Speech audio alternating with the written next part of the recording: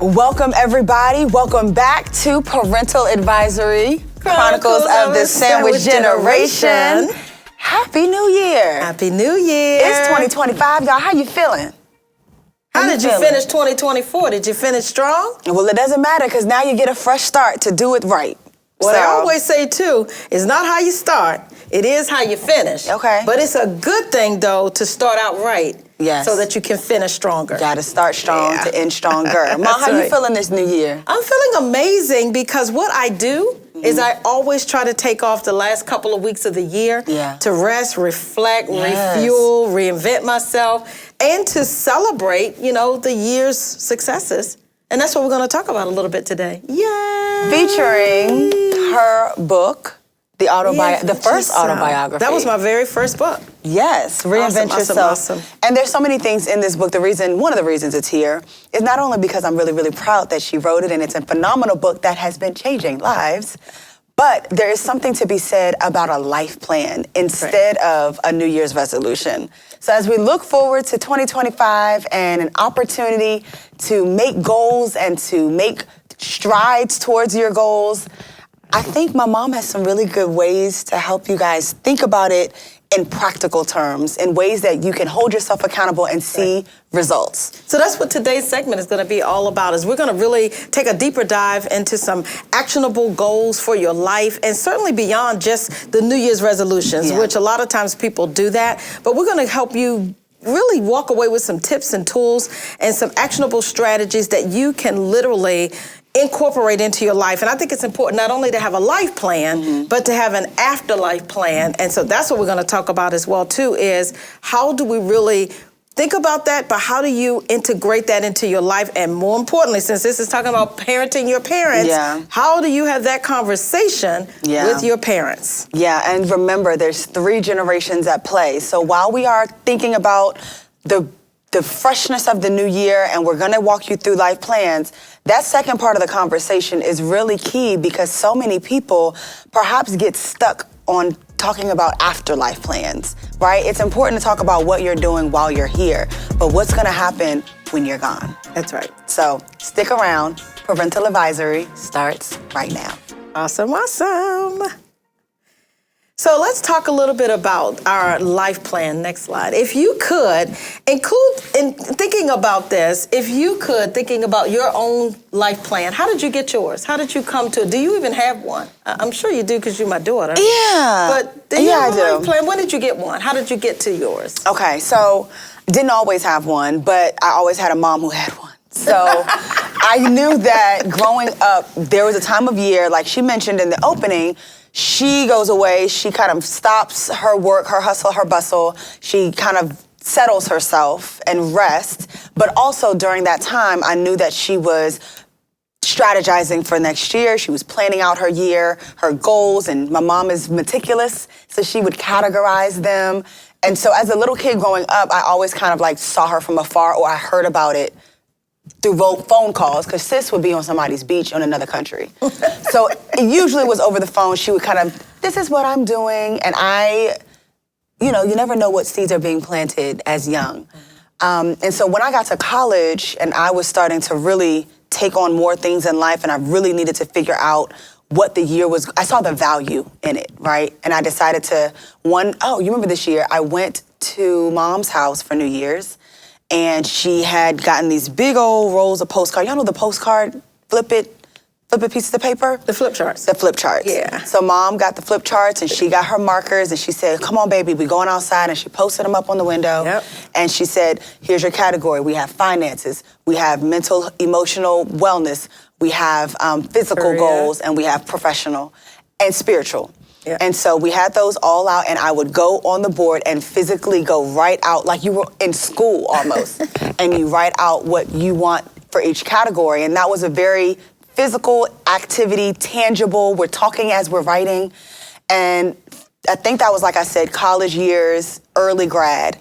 As of recently, literally as of 2023, I've refined that just a little bit, and I decided to do quarterly goals.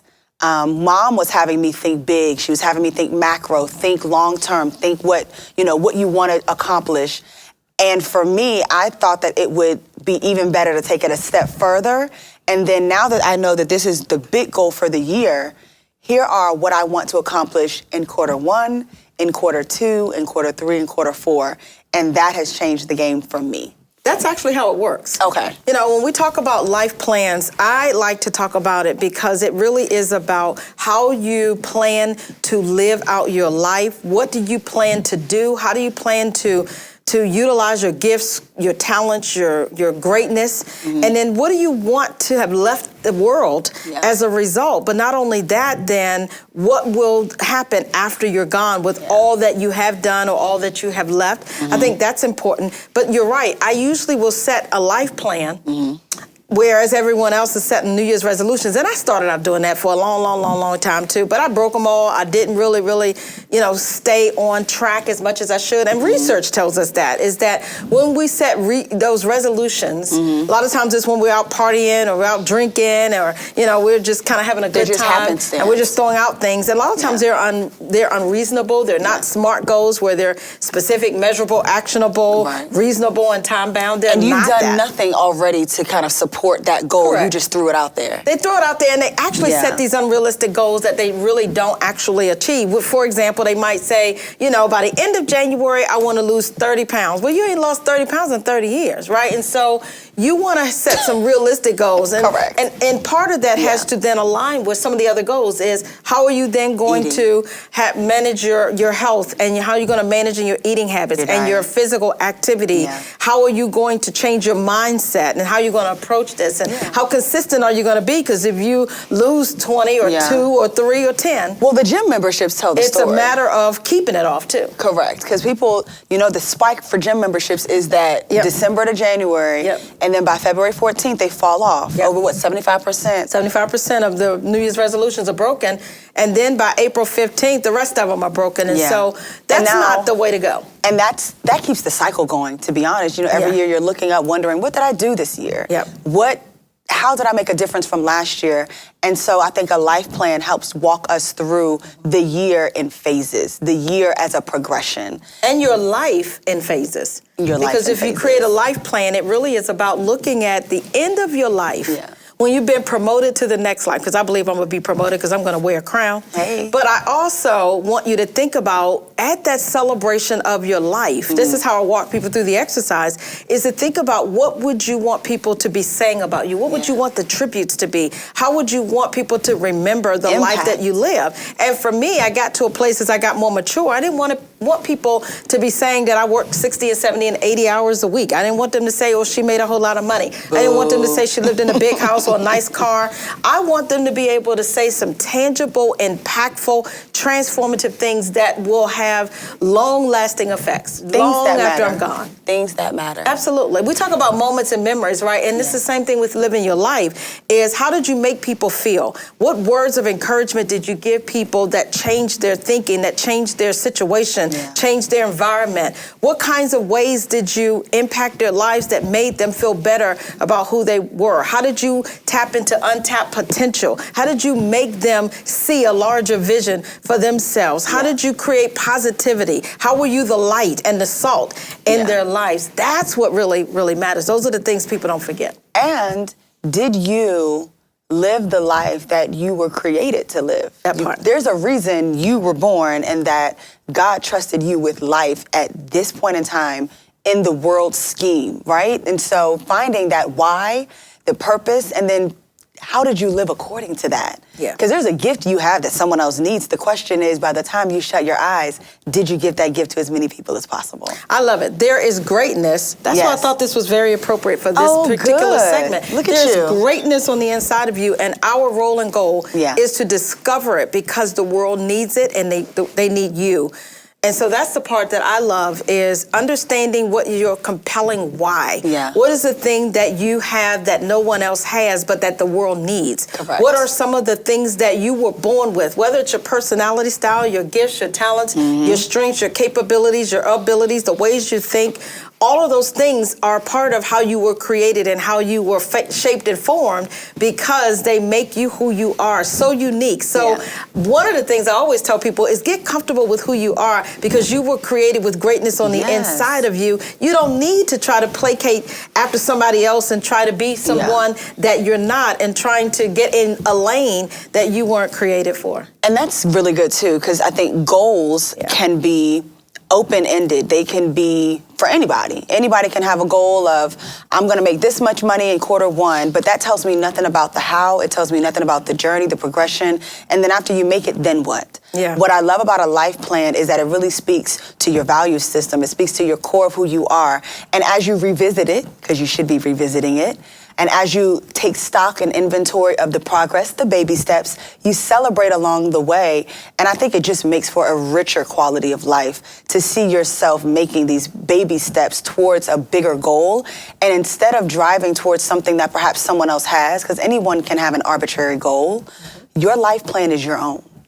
And so it really shouldn't look like anyone else's, because there's a vision, dreams, there's talents, there's specificities that each of us has, nuances that make our life plans unique. And so that's the exciting part about a life plan, is that you get to create it according to you. And they're not static. They're not one-time things. They are living, breathing organisms. They evolve over time. They are progressive. And it's something that, yes, you write down, but you're open to adjusting and flexing as life happens, as situations happen, as God reveals more things to you, as you grow, mature, and as you learn from lessons. I'm big on leveraging the lessons, the losses, and the leftovers, because they will help you to see where you need to go, what you need to do differently, how you can pivot and stay grounded as life unfolds. So I'll quick little story time for me. Like I said, 2023 was my first year doing the quarterly breakdown. I did a macro, here's my year in categories. But now I took the categories and then I took it to the 4 quarters of the year. So this is my first full year now going back and taking stock and seeing what I allotted for Q1 in these areas, and did I go through each bullet, and can I say that I checked them off? Now, each quarter I do inventory, so I've been doing that list, but now, as the year is here for 2025, I get to look at that list and I get to say, okay, these are the things I still want to do. These are the things that perhaps the hurricane delayed me for 3 months, fine, but it doesn't mean that it's a dream deferred, right? So I get a chance to incorporate, or you can discard. Right? Some dreams were for that moment, and now I have evolved, and maybe that goal doesn't, that goal doesn't suit me, or doesn't maybe fit anymore. God gave me a better one. That's right. Absolutely. I love that. Yeah, being able to add and take notes and strike through if necessary. I have a journal. I live by an agenda book, right? I write everything into my daily planner, and I love that the planner I get has quotes and inspiration and scriptures. And one of the things it says, edit your life fiercely. It's a document to be edited. It's not, like my mother said, it's not static. And I think for me, that was the key for helping me really find interest in revisiting my list. Also, having it someplace visible. So for me in my office, my quarterly list is right next to my to-do list for the day. So even it's not tucked away in a folder. I didn't put it in my nightstand. It's not folded up inside my favorite Bible. It's not in my purse. It's somewhere that I'm looking at every day. So it could be your mirror. It could be in your little sanctuary, if you have a library at your house that you sit and read in, somewhere that you'll be that denotes a place of reflection. That's where it should be. I love that. And so as you did your life plan, in 2023, and then you did it in 2024, have you been able to say, for the most part, I am in keeping with the goals that I set towards my life plan? And life plans can be, like she said, phases. So you can do a life plan at a year at a time. You can do it over 5 years. Here's where I want to be at in 5 years. So by 2030, here's where I see my life. Here's the things that I want to have accomplished. It could be like I want to go back to school and get a degree. It could be that I want to, purchase my first home. It could be that I want to get out of debt and pay this down. It could be a multiplicity of things. So what sounds like what she did was create the the goals at a year look at a glance, and then back up on a quarterly basis. And I encourage everyone to do that. The other thing you said that I love too was do not get so tied to it that you beat yourself up if something happens in life and you didn't accomplish it. Now, the goal is to accomplish as much as you can. Yeah. That makes sense. But don't be so rigid that you can't be flexible to your plan and then beat yourself down when you didn't accomplish all those things. You have to give grace for yourself. Yep. And I think there's a balance. And this year for me has been all about cultivating the balance of life. So as ambitious as I am and as full throttle as I am, I'm a type A just like my mom. I'm a go-getter. I have vision and I want to make it happen, and I care about the things I do. To a level of excellence. However, I think for 2024 and what I'm going to bring into 2025 is that level of grace. It's already 2025, so I know a lot of times we got to think about like the year has shifted, and like for the first couple of months we still be writing 2024 and still saying 2024. But you're right, we're here. Yeah, and what I was saying was there's a concept that I learned in 2024 that I'm bringing with me into 2025, and that's the idea of grace. Yep. One, you don't have to earn rest. It is not a reward for something. We work hard, yes, we rest, but you should be resting because it's good for you, number one. Number two, grace, to her point, with timing. Having grace that I was very much on a stickler for timelines, and God humbled my timeline so critically, it allowed me then to be able to be grateful and appreciate the journey of where I am. So having grace that it may not happen tomorrow, but that's okay if I need to add it to next week's list. Yeah. And that as long as there is forward progression, it's better than staying still. Exactly. So just appreciating all the little baby steps. So what made it onto 2025's life plan for Shirley this year? Oh, a couple of things. So we're making, quite a bit of shifts. Now, you mentioned the different categories. So for me, it's always business, my business goals, and career or professional goals. And then there's my spiritual goals, there's my financial goals. So I've got things in the works. For example, going to be writing another book. My publisher came back to me and said, hey, we want you to write another book. I won't tell you about the title of it yet, but it is another dummies book, and I'm really excited about that. So stay tuned for more of that.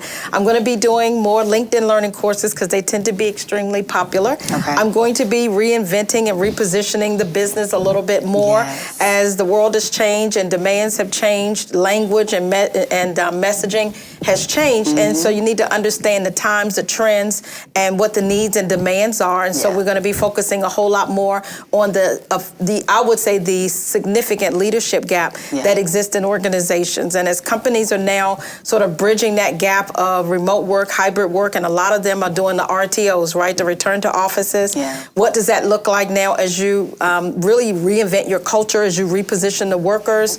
You got to change policies, and you got to change practices and behaviors and skills and competencies. And you have to be a leader of people. That part. And that's really a critical deficit that we continue to have. So I'm going to focus more on that. But you know, one of the things I'm really excited about? I'm going to focus a lot more on personal, mental, and professional development. So my books really, they've been out there and we pushed them a little bit, but we've seen over these last couple of years, people are exhausted, they're tired, they're stressed, there's a lot of anxiety, there's a lot of depression, people are dealing with a lot of ambiguity, disruption, go down the list, work the list, right? Yes. And so the work that I've done with these books and all the coaching that I've done and penned them, and not only reinvent yourself, but in living beyond what ifs. Yeah, just over there on the side. Yeah, absolutely. These are the kinds of things that I think people really need more of. People want to be motivated. People need to be inspired. They need to be empowered, and not just in their career, but in their personal lives with themselves. And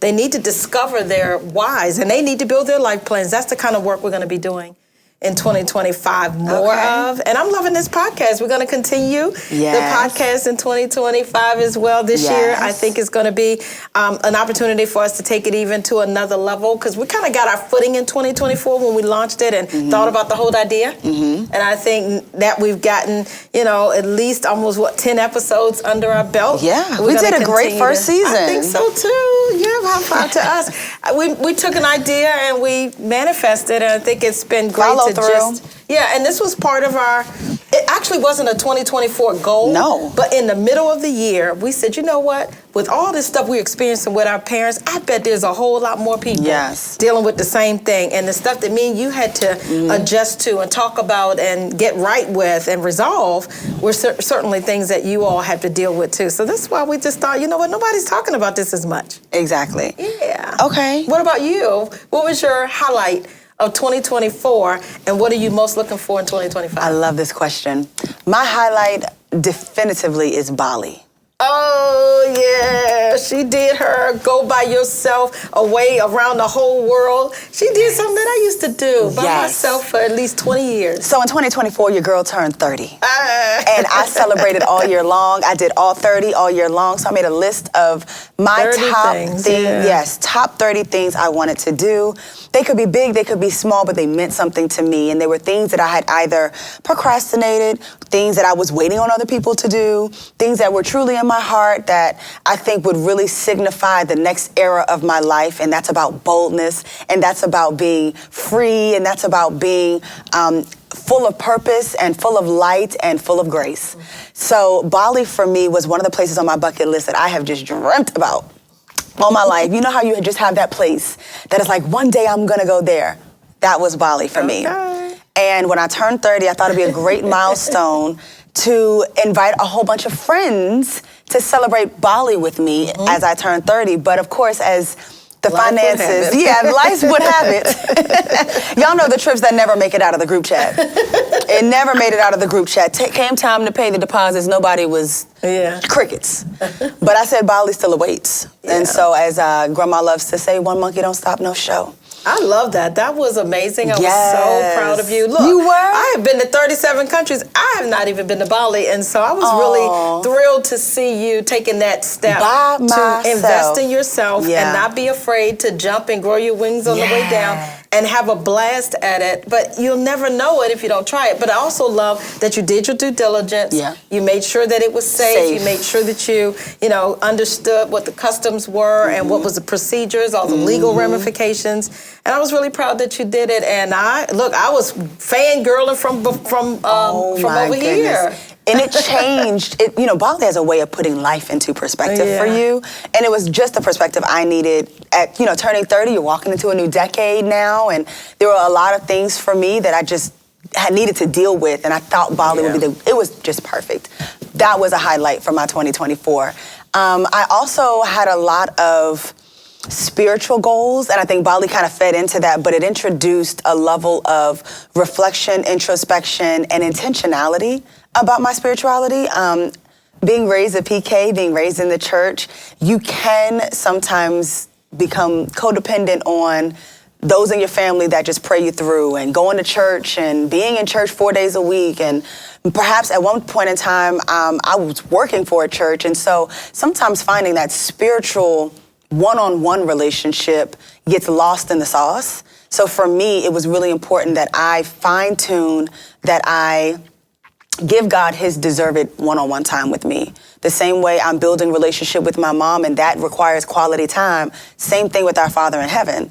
And I think that was maybe the missing piece for me at 29 as I entered 30. So that for me was huge. And I will say those two things changed the game for me. I think for me, my highlight of 2024 was the launch of the Dr. Shirley Davis Foundation. Oh, yes. Duh. And because I'm over here talking about God and Bali, but the foundation is good too. That plays into it. It is literally about giving back. It's about living out your dreams, your purpose, your why, and it's about helping others, and it's about leaving that legacy. And so I'm so grateful again that this was another venture that we were both able to launch together. It was my vision, my dream, and it's been in my heart for a long time. But when I shared it with her, it was something that we said, let's just do it. Let's just do it. And so we launched it. We brought together our board of directors and our advisory board. And in 2024, I was so thrilled that we were positioned to be able to help so many hurricane victims, hundreds of hurricane victims of Helene and Milton, even though I was directly impacted. The immediate response was, let's serve, let's give, and let's help those that are less fortunate, that lost a whole lot more than I did. I lost the first floor, but some people lost the entire home. Some of them had to demolish their home. They couldn't they couldn't go back and inhabit their homes, and some of them just walked away because it was just too costly. They didn't have insurance and couldn't get help from other resources, and so y'all look, even our beaches are still closed. That's how bad the damage was. In January, still closed. That's crazy. Yeah, and that's my happy place, right? Yeah. So it's we can still go to some other ones, but right along that Gulf Coast, we lost a lot of our life and people's enjoyment and sense of culture and that kind of thing. So the foundation has been a blessing to so many because we were able to immediately put into action the Shirley's Closet to give to people who had lost clothes, but we were also able to give away Me Care kits, which were full of toiletries for people who just didn't even have the basics. Staying in shelters, because remember staying in shelters, living with other people, and not having all their things, and had lost everything, and stuff was just floating on down the stream in the neighborhoods, floating literally. Not an exaggeration. That's right. So we were able to help them. Yeah, and the foundation has been really rewarding for both of us because here I am, a daughter, right? Not only am I doing labor and work and strategy, but then we're doing the goodwill, the things that I'll remember long after mom is gone, that people will remember long after her and I are both gone. That's right. And it's the things that change people's lives, the things that I think God really designed us to do, and that's do life together. Yeah. If you have it, give it. If there's a door that was open for you, leave it open. Give the information, give them the resources, and that's what we do at the foundation. And it's been a brand new journey, I'll say, because neither one of us have ever run a nonprofit.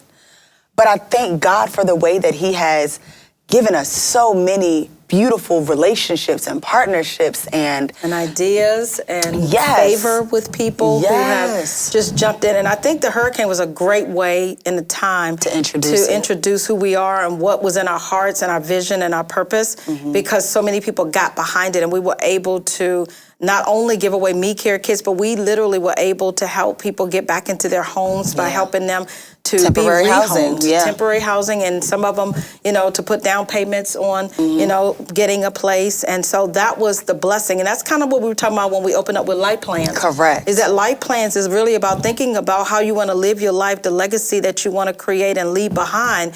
That's what I want people to be saying about me at my celebration of life is she literally reached out to help. She gave of herself. She was selfless. And what did you do she for made a others? difference. That's for right. sure. That's right. I love one of her favorite quotes is, I want to leave every person, place, and thing better than it was when I found it. That's right. And that's how we govern the foundation. So you're right, that was a great highlight for 2024. It was. We had a great year. In 2025, we had Cultivate that's coming up in January. We have a lot of other special events and programs that we're excited to bring to the world. So that'll be another one of our goals that we're adding quarterly. You'll begin to see more and more of the foundation. And just things that Shirley and Tori are doing together. I think we're now in a space where we really get to do passion projects as one. That's right. Mom has been living her passions for most of my life, but now that I'm in a space and career place, I can contribute and I can give of myself and serve others alongside my mom, because this is my dog, this is my best friend, and we enjoy what we do. So I hope that translates as well. Yeah. Speaking of your best friends, how did you get them to talk about afterlife plans? I know. So I think it's an important piece. Is not only to identify how you're going to live your life and begin doing that, but it is important, particularly for our parents and our children and our grandchildren, is that we need to think about our afterlife plans. Yeah. And that's the whole estate plan. Next slide, please. If you can think about the ways that you want your property, your wealth building, all of the possessions that you had, it's so important. So I had to literally gently discuss it. Now, with my mom, because she's been in accounting all of her career, so numbers was always her thing. She worked in banking and finance and mortgages. She totally got it. But, then my dad, as I mentioned, too, is a little old school, so he kind of thought it was superstitious to talk about it because it meant that you immediately, somehow it was going to cause you to die early. It's like stepping on a crack, so you break your mama back. Where did that come from? Put that in the chat. Where did that come from? And if your parents are like that as well, I had to gently, guide my dad through it. So when we were going through the middle of the pandemic, when millions of people were dying, my God, that was a way for me what to an opportune time. So my whole thing was, look, y'all are here now with me. Help me understand that if you happen to catch COVID and it doesn't, you don't get to make it through, because millions didn't make it. Some people were, they were having to be faced with that. So I had to broach that subject with them in a very sensitive way, but it was timely, and I took advantage of that opportunity and just said, you know what? We're in the middle of this pandemic. Millions of people are dying. What would you want to have happen with your home? What would you want to have happen with your possessions, with your bank accounts and the monies and the savings and the pension plans and things like that? That's how it started. So back up. Yeah. I didn't know you did this during COVID. I didn't know you had this conversation. I thought you were having this conversation once they moved here. Girl, no, we did that thing during COVID, and that was the best time to do it. But he hadn't even considered moving down here yet. No. So the first year, in 2020, when they came here to Snowbird with me during the middle of COVID, when people really couldn't travel, so they drove on the highway and, had their mask and all of that kind of thing, but came here. Yeah. About the third month in, that's when we were talking about it, because there still was no vaccination and all of that, and it was just killing people. Wow. So I called my estate planner, attorney, who had done it for me like 10 years earlier. Okay.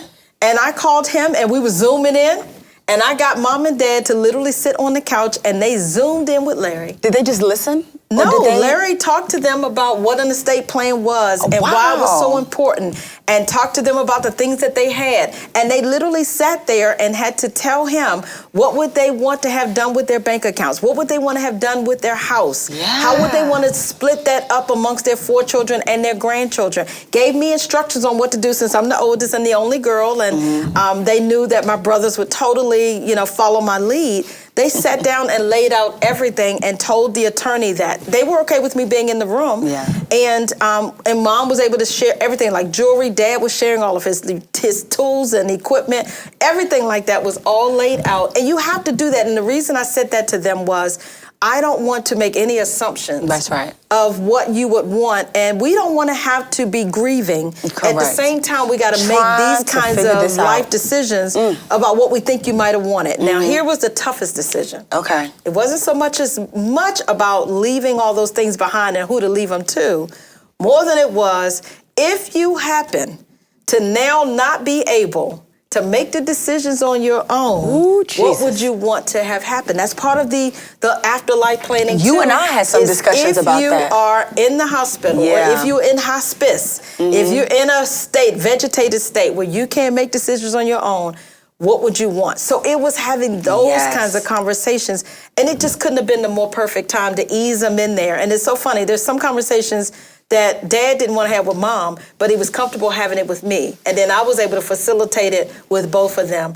And then we were able to tell our brothers what the decisions were. So it was so cool to then have that document laid out legally, filed in the courts, so that you also don't have to pay all of the probate taxes, because you don't have anything in writing and anything legally that's binding to be able to tell the courts what you wanted to do with your stuff that you worked hard for, that you left behind, and you don't want to have that go through probate. So that was another big seller in how I was able to get Joe Davis to tell us what he wanted to have done and not put that financial burden on us. And y'all, this happened when they were 78 and 79? That's right.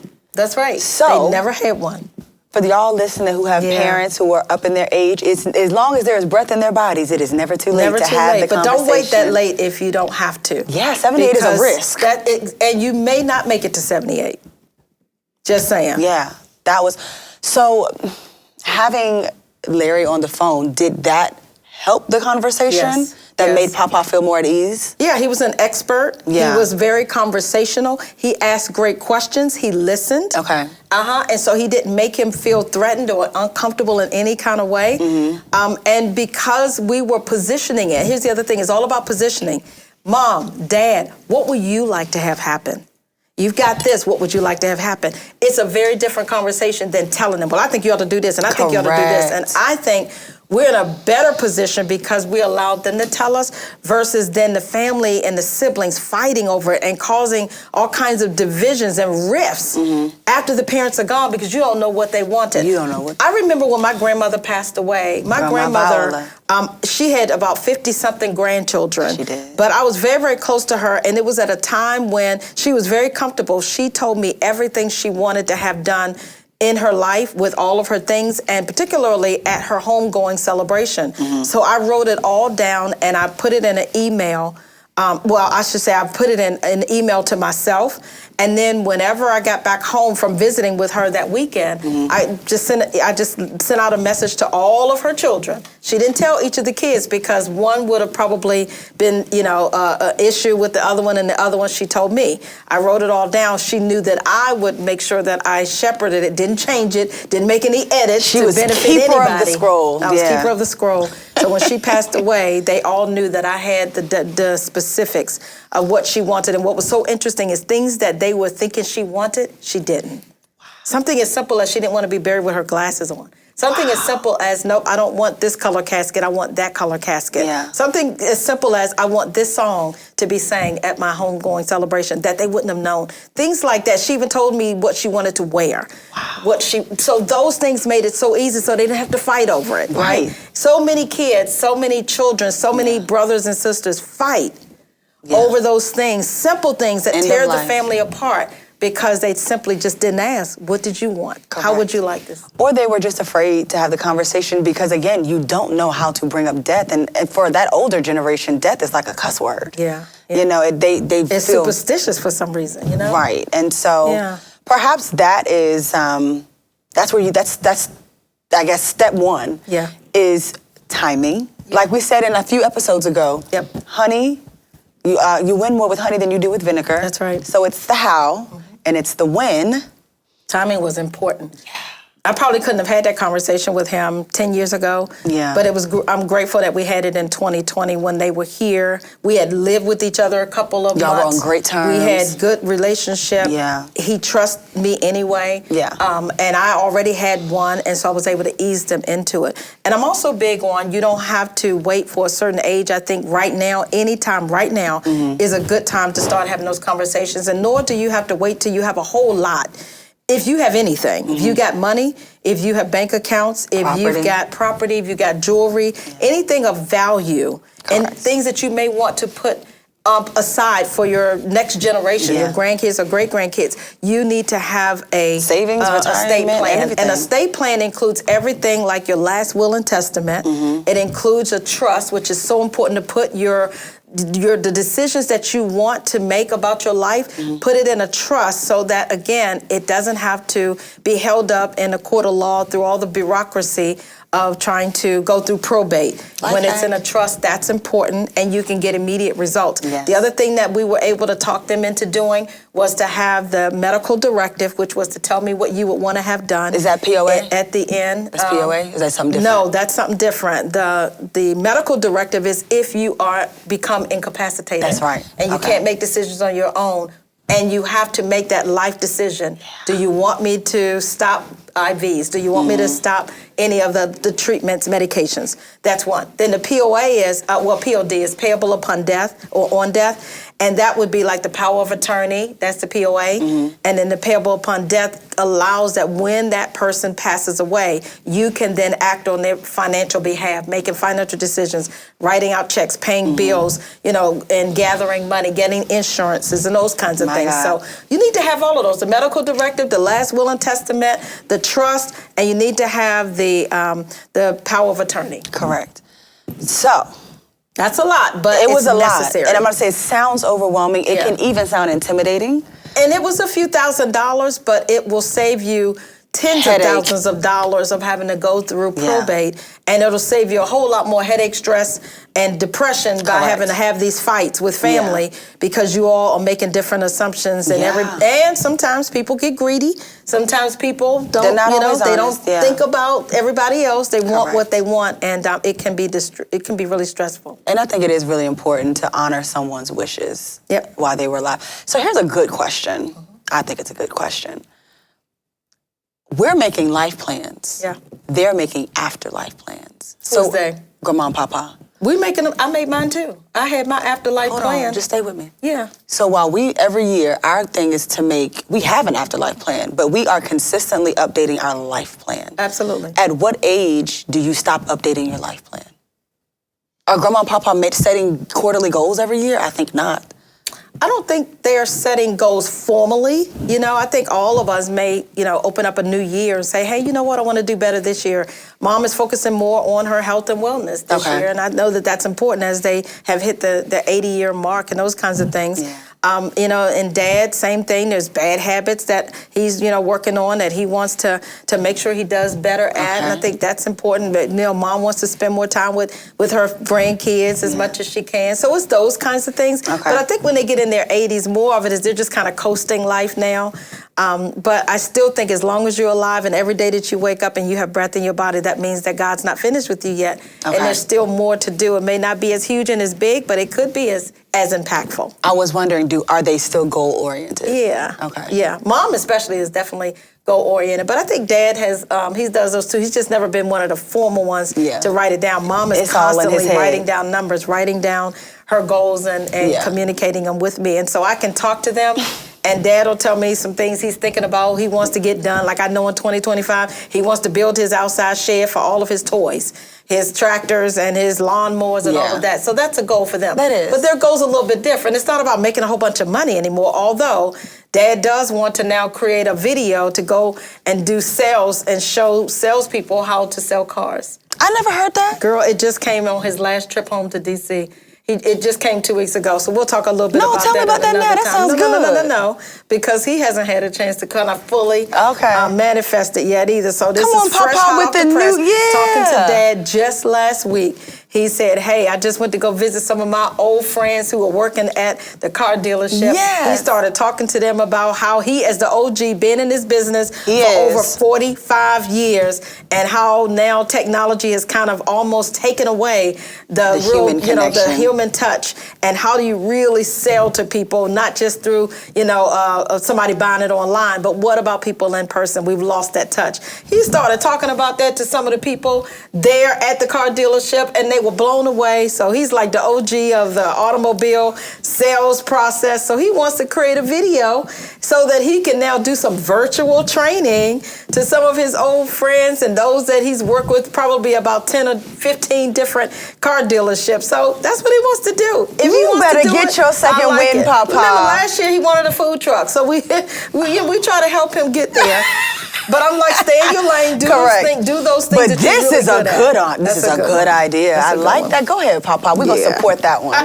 We're going to support that one. So you can still have life plans while you're also planning out your afterlife plan as well. And I don't want to forget that sometimes our older populations, there's still life left. That's right. There's still life left. And so one of the things that you also learn, that's some of the transitions that I think we had to make, is when they have these goals and these big ideas and these dreams, that you do not want to poo-poo on them. You don't want to cut them down and cut them out.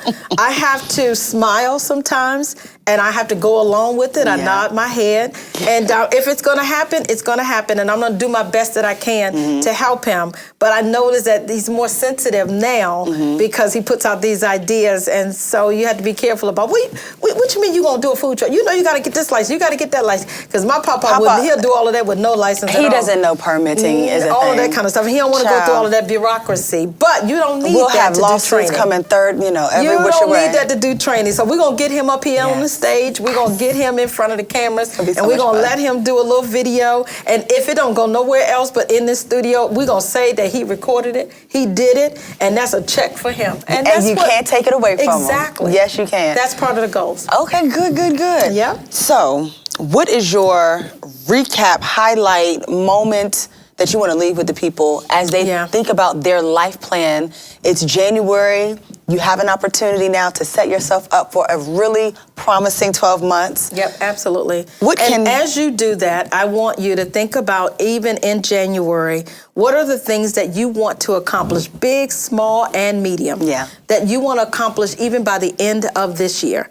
If you're not clear on your why, if you're not clear on your purpose and why you were created and why you were brought to this world and this time, you need to figure that out, and January will be a great time. My book on Reinvent Yourself talks a lot about how to find your purpose, how to find your why, and it talks about some of the steps that we've already hit on, identifying your life plan and then breaking it up into digestible, doable chunks. Yes. And then I also want you to think about, if you don't have that conversation, if you haven't had that conversation yet with your parents and your children, if you're older and you need to have it with your children, you need to have that conversation about afterlife and what do you want to have done with your trust? What do you want your possessions, your money, your worldly, all of the treasures that you have, what do you want to have done with them? Save your children a lot of time and trying to figure things out and getting it wrong and making wrong assumptions, and particularly the stresses and the fights that can ensue with siblings who may not be real close, and even sometimes those that are close. I was gonna say, good news for me. Yeah. It's one of me. That's so right. There's only one of you. And her and I, she brought me into the discussion in 2024. I did. And that was the first time we had talked about it. I'm gonna be very honest with you. I thought that I knew my mom very well, and I still do. But that was so educational. There's so many things you just don't think about. That's right. When you think of afterlife. It is so much deeper than just what we're gonna do for the funeral arrangements. That's right. It was about what we're gonna do with my house, what we're gonna do with my car, my possessions, my business. What are we gonna do with the foundation? What are we gonna do with the finances? How do you continue? Because she can't pay the house note on this. That's not where she's at yet. Correct. But how do you continue to make sure that she understands how to keep my memories alive? How to make sure that I'm still making money even in my afterlife? Because we're setting it up like that, so everything should live that way. She learned that word this year too. In perpetuity. She learned that word is how do you let the work and the money and all of the possessions and the legacy, how do you let them live on in perpetuity, which means forever and ever and ongoing and ongoing. Yeah, but it also was not so fun for me being a little bit of a punk and sentimental, because it forced me to deal with her mortality. Yeah. And that's not something I like to entertain, because I like to think that my mom is just gonna always be here because I've never not had her. Right. So that conversation, even about the PO end of life. Yeah, because I had a different vision for how she may transition should she get sick, and she had to let me know, babe, no. If I am not able, not capable, not able to speak, eat, talk, love, listen, if I can't do any of that, and all I'm doing is being kept here by a machine, it's time to say your goodbyes and let me go, because I'm not here anyway. My spirit will always be with you, but celebrate the life that I lived and do not get caught up in me just trying to be here as a vegetable. That was what I said. Now that's on camera and y'all have it too. Okay. It's been amazing talking to you about this important topic. It is. And certainly understanding that it's necessary. It's something that all of us have to face. All of us have to deal with mortality. All of us have to deal with loss. All of us have to deal with life. But it is up to you how you live your life and the legacy that you leave behind. Because life is not about what happens to you. It's about what you do with what happens to you.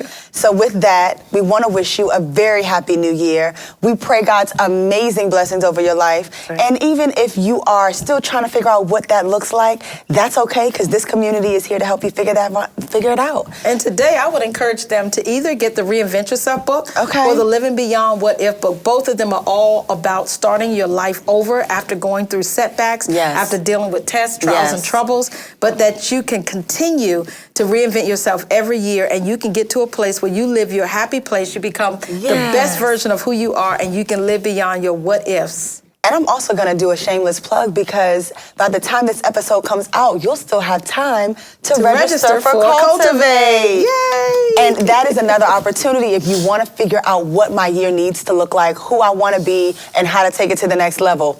Cultivate's going to be the place for you. If you're here in Tampa, we want you to go to drshirleydavisfoundation.org. And you'll register. have all the information right there on the front cover, but we're going to be providing clothing to those who need it, to the underserved communities, professionals. We're giving life coaching. We're giving career coaching. We're going to be providing workshops, and there's going to be sponsors. There's financial literacy, where you can learn how to build wealth and certainly how to get out of debt, but also how to maximize your career. Correct. So all of those things are going to be with us on January the 18th.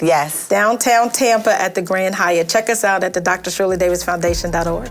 So thank you for being with us today, and we look forward to seeing you next week on Parental Advisory, Chronicles of the Sandwich Generation. Till next time, goodbye, right? Bye.